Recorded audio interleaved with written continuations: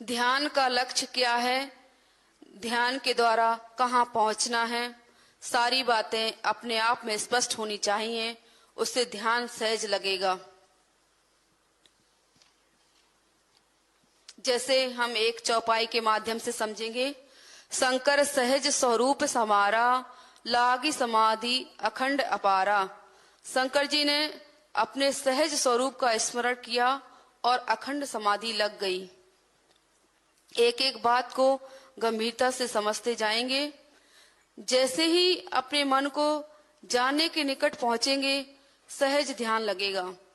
ध्यान का लक्ष्य अपने सहज स्वरूप को जानना है, अपने आप को जानना है।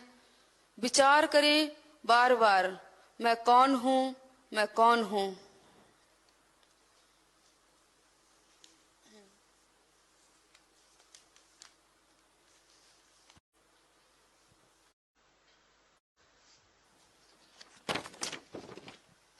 ध्यान का संबंध मन और प्राण से है। मन और प्राण यही दो ऐसे तत्व हैं जिनके नियंत्रण से ध्यान सहजता प्राप्त करता है। तभी कहा है, श्वास ही गुरु है। श्वास प्रति श्वास का अभ्यास चलते रहने से मन शांत होने लगता है। यह अभ्यास भी गुरु है। यह अभ्यास भी गुरु है। नियमित निरंतर किया गया अभ्यास आगे का रास्ता खोलता जाता है। नियम में बहुत ऊर्जा छिपी रहती है। नियमित अभ्यास की बड़ी महत्ता है। 24 घंटे की दिनचर्या में ध्यान का कुछ समय नियमित हो। इसके साथ ही अन्य कार्य करते समय भी यदि सहजता से कर्म करें तो वह भी ध्यान का एक रूप है। जो भी कर्म कर रहे हैं उसी में तन्मय हो जाना सहजता है। अक्सर हम जो कर्म कर रहे होते हैं उस कर्म में जागृति कम और अन्य समय में अचेत से रहते हैं। यदि 1 घंटा कोई कार्य कर रहे हैं तो पूरा 1 घंटा उसमें तन्मय नहीं होते, कुछ समय ऐसे ही चला जाता है। यदि पूरा समय उसी में तन्मय रहें तो उस अभ्यास का फल यह होगा कि जब ध्यान करने बैठेंगे तो सहज ध्यान में चले जाएंगे।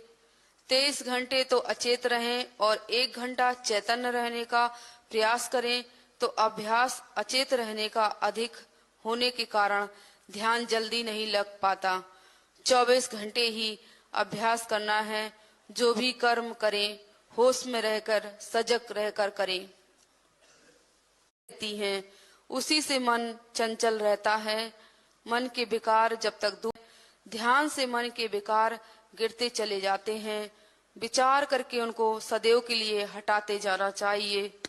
यदि विकार नहीं हटाए गए तो शरीर के वृद्ध होने तक भी वे विकार बने ही रहते हैं। फिर शरीर छोड़ने पर भी साथ ही जाते हैं। ध्यान उत्तम साधन है समस्त मानसिक विकारों को दूर करने का। ध्यान की प्रथम सीढ़ी सजगता है। इसके बाद साक्षी भाव आता है। साक्षी भाव आने पर सब कुछ देखते जाओ और हटाते जाओ। साक्षी भाव के आगे बढ़ने पर चेतना की गहराई में जाने लगते हैं।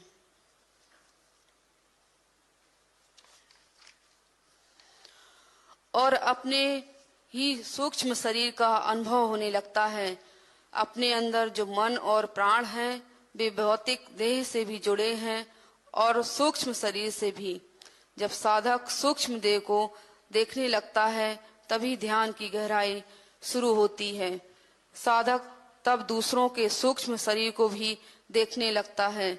सूक्ष्म शरीर में मन प्राण होते हैं।